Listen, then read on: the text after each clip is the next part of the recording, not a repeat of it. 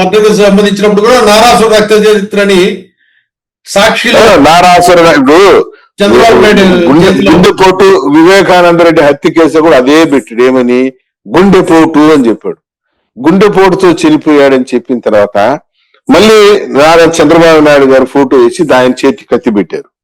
గుండెపోటు వచ్చిన దానికి కత్తి చేతిలో పట్టుకున్న దానికి ఏమైనా సింక్ అవుతుంది, ఏమైనా లింక్ ఉందా అని అడుగుతున్నాడు. అదేవిధంగా ఆయన మొన్న అర్జెంట్ గా మీడియా ముందుకు వచ్చి ఇది ఆత్మహత్య అని చెప్పాడు. నేను అడుగుతున్నాను, హత్య జరిగిన తీరు చూడండి. వెనకాల మాత్రం దెబ్బ ఉంది, గాయం తలపైన. పోస్ట్ మార్టం ప్రిలిమినరీ రిపోర్ట్స్ లో డాక్టర్స్ యొక్క ప్రిలిమినరీ అబ్జర్వేషన్ లో ఒక షార్ప్ వెపన్ తో తల వెనకాల నరికినట్టు స్పష్టంగా ఉంది. ఒక తల వెనక భాగం గాయం ఉంది తప్పించి, అక్కడక్కడ శరీరం దగ్గర చిన్న చిన్న గాయాలు మరకలు తప్పించి ఇంకేం లేదు బాడీ పైన. రైలుకి ఎదురుగా పోయి పడి ఉంటే దాదాపు ఎక్కడో ఒక 100 మీటర్లు 200 మీటర్ల దూరంలో పడి ఉంటాడు, బాడీ తునాతునకలు అయిపోయి ఉంటుంది. లేదా రైలు పట్టాల మీద పడుకొని ఉంటే బాడీ రెండుగా కట్ అయి ఉంటుంది. ఆ విధంగా జరగలేదు ఈ కేసులో. పోనీ రన్నింగ్ ట్రైన్ లో నుంచి కింద పడి ఉంటే ఎముకలు ఇరిగిపోయి ఉంటాయి, బోన్స్ ఎక్కడా కూడా బోన్స్ ఇరిగినట్టు మనకి రిపోర్ట్స్ లేవు. ఇన్ని రకాల సైంటిఫిక్ ఎవిడెన్సెస్ గ్యాదర్ ఇస్తే కరుణాకర్ రెడ్డిని నిన్న కాక మొన్న మీడియా ముందు కూర్చొని ఆయన్ని ఏవిఎస్ఓ సతీష్ కుమార్ ని సిట్ అధికారులు బెదిరించారంట.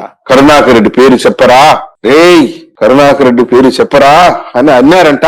అది ఈయన విన్నాడంట. ఏదో కిటికీలో నుంచి తొంగి చూసినట్టున్నాడు ఈయన కరుణాకర్ రెడ్డి. సిట్ ఏవిఎస్ఓ సతీష్ కుమార్ ని, మాజీ ఏవిఎస్ఓ సతీష్ కుమార్ ని with in the 4 walls interrogate చేసింది, ఎగ్జామైన్ చేసింది, పరిశోధించింది. ఆయన్ని నీ పేరు చెప్పమని చెప్పినట్టు బలవంతం పెట్టినట్లు నీకెట్ట తెలిసింది? నీ పేరు కరుణాకర్ రెడ్డి పేరు చెప్పరా అని చెప్పి అన్నారంట. అది ఈయన విన్నాడంట. ఈయన్ని ఇరికించాలని ప్రయత్నం చేస్తున్నారంట. నేను అడిగేది ఒక సింపుల్ లాజికల్ క్వశ్చన్ అండి.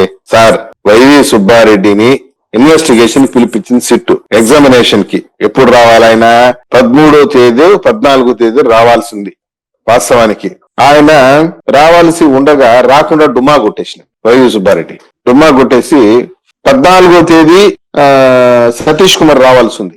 14వ తేదీ సతీష్ కుమార్ రావాల్సి ఉండగా ట్రైన్ ఎక్కిన తర్వాత ఆయన దారుణమైన హత్యకు గురయ్యాడు.